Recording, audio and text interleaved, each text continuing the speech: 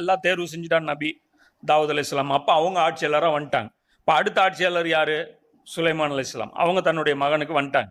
அப்போ சுலைமான் அலைஹிஸ்ஸலாம் என்ன நினைக்கிறாங்க அப்படின்னா, ஓ, ஆட்சிங்கிறது எங்கள் குடும்பத்திலே இருக்கட்டும். அவங்க என்ன நினைக்கிறாங்க அப்படின்னா, இவ்வளோ பெரிய அருள் அல்லாஹ் நமக்கு கொடுத்துட்டான், இப்போ இந்த நிர்வாகம் வந்து நான் செஞ்சிட்ருக்கேன், எனக்கு அப்புறம் என் மகன் செய்யட்டும் அப்படின்னு வரும்போது அல்லாஹ் என்ன சொல்கிறான், உங்கள் மகன் வந்து அன்ஃபிட்டு, உங்கள் மகன் வந்து இந்த பொறுப்பை தாங்கிறதுக்கு அன்ஃபிட்டு. ஆனால் நீங்கள் மகன்கிறதுனால நீங்கள் துவா கேட்கீங்க. இந்த பாருங்க, உங்கள் மகனை நீங்கள் ஆட்சியில் அமர்த்தினா என்ன நடக்கும்னு சொல்லிட்டு பின்னாடி காட்டுறான். பின்னாடி ஜசத் ஒன்று கிடக்குது. இப்படி படியிலேருந்து அந்த அந்த காட்சி கூட நீங்கள் எடுத்து போடுங்க, அது ஒரு மூவியில் கூட வரும், அழகாக இருக்கும். அப்போ என்ன அப்படின்னா, அப்போ அதன் மூலமாக என்ன உணர்த்திட்டாங்க அப்படின்னா, உங்கள் மகன் கையில் ஆட்சி போச்சுன்னா அடுத்த ஆட்சி தஜ்ஜாலுடைய ஆட்சியாக வந்துடும் அப்படிங்கிறத அல்லாஹ் உணர்த்தின உடனே சுலைமான் அலைஹிஸ்ஸலாம் என்ன சொல்லிட்டார், இதோட அழிச்சிருந்த ஆட்சியை இனி இந்த ஆட்சி உருவாகவே கூடாது. இவ்வளோ பவர்ஃபுல். ஏன்னா அதில் என்னென்ன இருந்துச்சு நம்ம சொன்னோம், மலைகள் பேசும், பறவைகள், அப்புறம் ஜின்கள் கட்டுப்பட்டு இருந்தது. இப்போ ஜின்களை எப்படி வேணாலும் மிஸ்யூஸ் பண்ணிடுவாங்க. அப்போ அதுவும் வந்து அந்த எந்த ஜின்கள், நல்ல ஜின்கள் கிடையாது சுலைமான் அலைஹிஸ்ஸலாம் கட்டுப்பட்டது. ஒட்டுமொத்த ஜின்களும் கட்டுப்பட்டுச்சா? அதுவும் கிடையாது. விலங்கிடப்பட்ட ஷைத்தான்கள், கொடிய ஜின்கள் தான் வந்து கட்டுப்பட்டுச்சு. அவங்கள வந்து அல்லாஹ் வந்து இந்த ஜெயிலெல்லாம் பனிஷ்மெண்ட் டியூட்டி போடுவாங்களே, போய் கல்லோட அந்த இடத்துல போய் கிணறு வெட்டு, அந்த பனிஷ்மெண்ட் டியூட்டி வந்து அல்லாஹ் இவங்களுக்கு போட்டிருந்தான் சுலைமான் நபிக்கு, நீங்கள் செய்ய அப்படின்ட்டு. அப்போ அந்த டியூட்டியை தான் அல்லாஹ் இந்த இடத்துல என்ன சொல்கிறான், அந்த அரியணையில் அவர் மீது சடலத்தை போட்டோம், பிறகு அவர் தம் இறைவன் பக்கம் திரும்பி. அப்போ கரெக்டாக பொருந்துதா? அப்போ போட்டவுடனே அவர் டக்குன்னு என்ன பண்ணுறாரு, அல்லாஹ் நோக்கி திரும்புகிறார். இல்லை, என் பையனுக்காக நான் கேட்டது தப்பு, என்னுடைய இறைவன் நீ என்னை மன்னிச்சிரு, எனக்கு பின் இந்த ஆட்சி இருக்கக்கூடாது, டெமாலிஷ் பண்ணிடு. அதுதான் வரலாற்றுலையும் நடந்தது. அதுக்கப்புறம் யார் ஆட்சியாளராக வர்றாருன்னா, அந்த ஊர் மக்கள்லாம் சேர்ந்து முடிவு பண்ணி சுலைமான் நபியுடைய மகன் ஆட்சியாளராக ஆக்குறாங்க.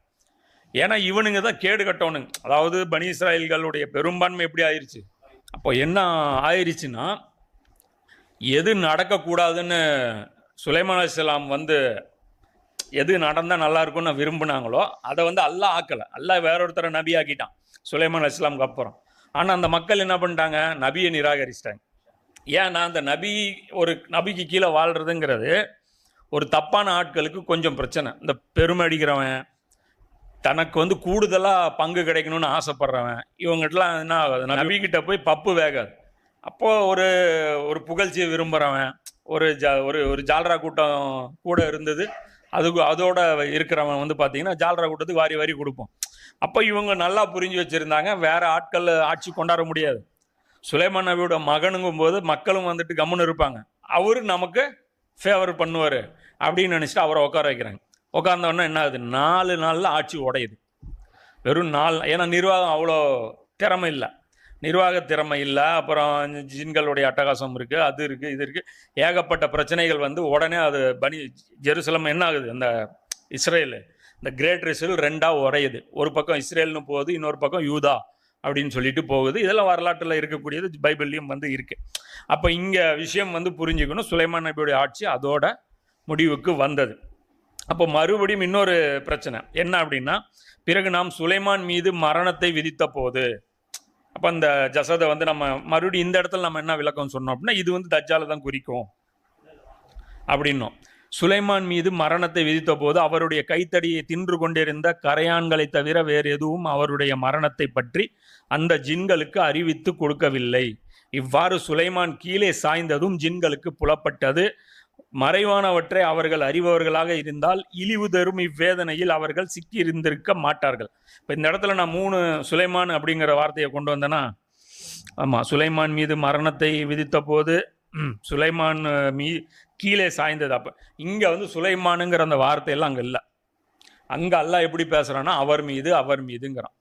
இப்போ அவர் அப்படிங்கிறது சுலைமான் நபியையும் குறிக்கும். ஏன்னா அந்த குரானுடைய மெயின் தீமை எப்படி வரிசையாக பின்னாடி என்ன பேசிட்டு வருதோ, மறுபடியும் ஒரு ஆயத்து வேறு ஏதாவது பேசிட்டு மறுபடியும் கண்டினியூ பண்ணிச்சுன்னா அந்த ஆயத்தோட கடைசியாக என்ன பேசிட்டு இருந்துச்சோ அந்த டாப்பிக்கோட தான் லிங்க் பண்ணணும். கிடையாது, இது நான் சொல்லலை, இம்ரான் ஹுசேன் சொல்கிறேன்.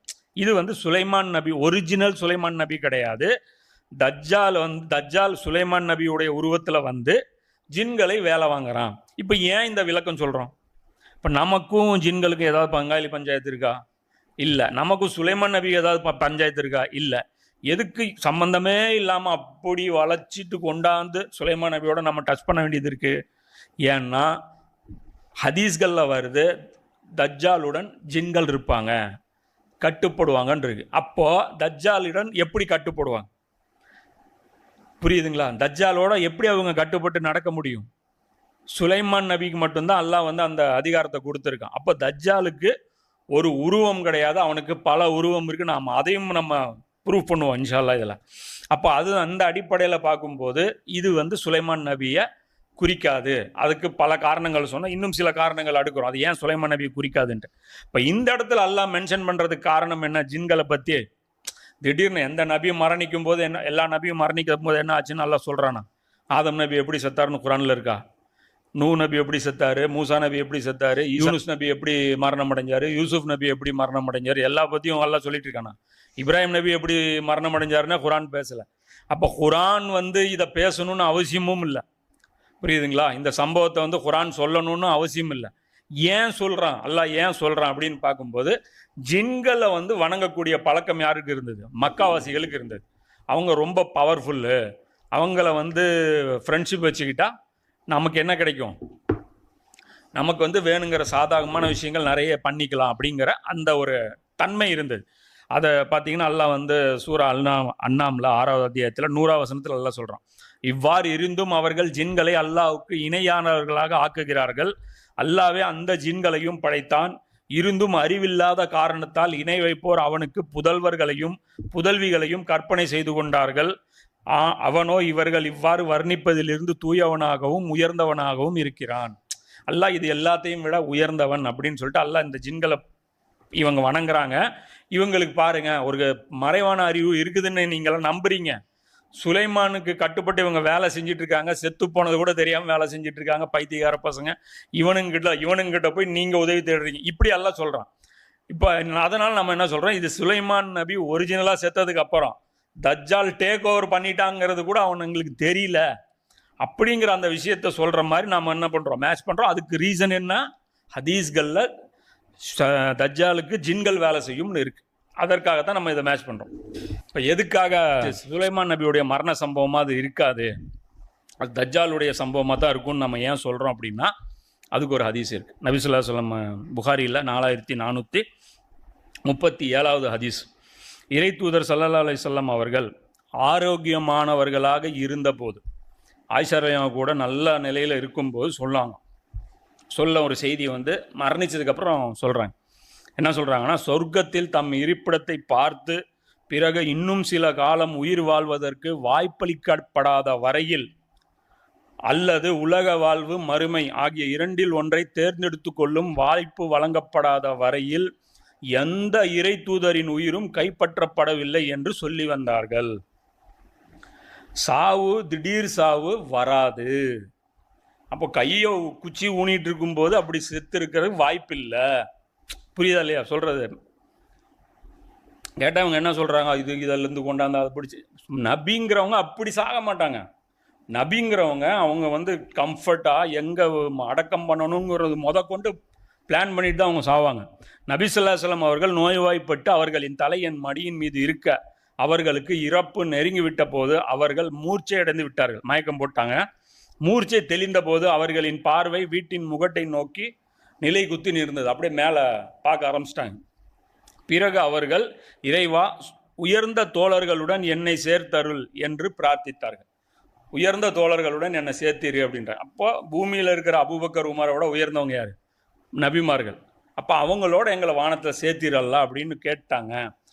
உடனே நான், இனி நபி ஸல்லல்லாஹு அலைஹி வஸல்லம் அவர்கள் நம்முடன் இருக்க மாட்டார்கள் என்று சொன்னேன். இதை கேட்டவுடனே ஆயிஷா ரலியல்லாஹு சொல்லிட்டாங்க, இவர் வந்து மௌத்து கேட்டுட்டாரு, இனி வந்து ரசூல்லா வந்து நாம் வந்து எதிர்பார்க்க முடியாது.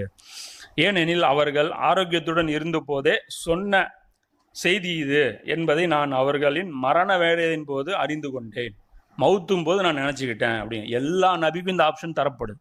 அப்போது எப்படி திடீர்னு நான் குச்சி ஊனிட்டு சாகணும், ஜின்கள் வந்து என்னை பார்த்து வேலை செஞ்சுட்டே இருக்கணும் அப்படின்னு அவர் கேட்டிருப்பாருன்னு நீங்கள் நம்புனீங்கன்னா நம்புங்க, அதை பற்றி எனக்கு பிரச்சனை இல்லை. நான் இந்த மாதிரி நம்புகிறேன், நீங்கள் எப்படி வேணாலும் நம்புங்க, அதை தான் சொல்கிறேன்.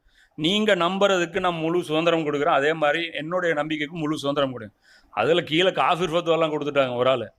என்ன ஆகுமா, சுலைமான் நபி தான் தஜ்ஜாலுன்னு நான் சொல்லிட்டேன். எப்படி சுலைமான் நபியை பார்த்து இவன் தஜ்ஜால் என்று, சுலைமான் நபியா தஜ்ஜால்னு சொல்கிறேன், சுலைமான் நபி உருவத்தில் அவன் வர்றான் அப்படின்னு தான் சொல்கிறான். அப்போ தஜ்ஜால் யார் உருவத்தில்? அப்போது மசீத் தஜ்ஜால் ரசூலா ஏன் சொன்னாங்க? ஈசா நபி மாதிரி வருவான்னு தான் சொன்னாங்க. மசீஹ் தஜ்ஜால், மசீ அல் மசீன்னு ஏன் சொன்னாங்க? போலி ஈசா நபி தான், ஆன்டி கிறிஸ்டின் தான் அவனும் சொல்கிறான். அப்போ ஈசா நபி வரும்போது தஜ்ஜால் வந்து ஈசா நபி தஜ்ஜால்னு நம்ம சொன்னதாயிருமா? அப்போ அந்த நபியுடைய உருவத்தையும் அவன் எடுக்கிறாங்கும் போது இந்த நபியுடைய